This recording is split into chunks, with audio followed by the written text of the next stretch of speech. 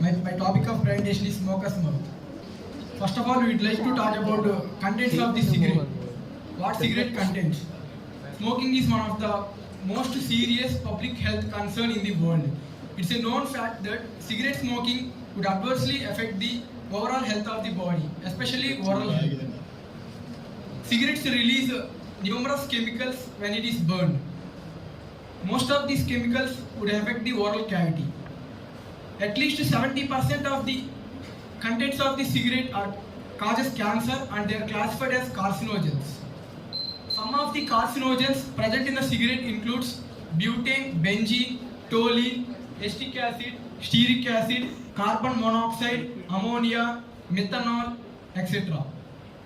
Many of these chemicals cause cancer, especially oral cancer, and tooth calculus, tooth staining, and gum diseases like gingivitis.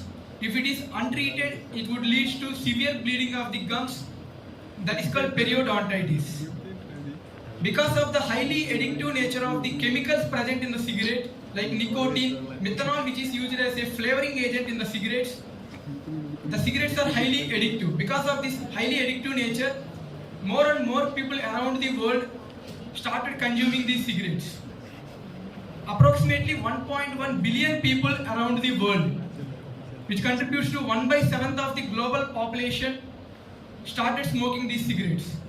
About 7 million people become died by this habit of smoking, which includes 6 million from direct tobacco smoking and 8,90,000 people through second-hand smoking.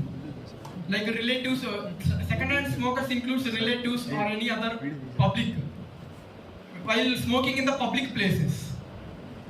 So we see that some attention plates like don't smoke in public places because it will harm those people who didn't smoke.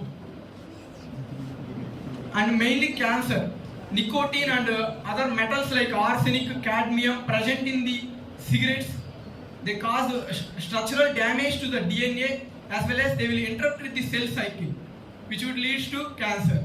Rapid proliferation of the cells, which would lead to cancer. Cancer proliferates rapidly. And gum diseases.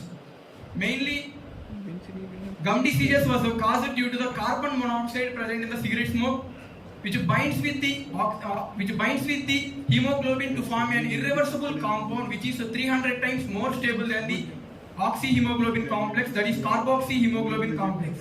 It will reduce the blood flow to the periodontal structures, which would lead to the structural damage to those structures, which would cause gum diseases. And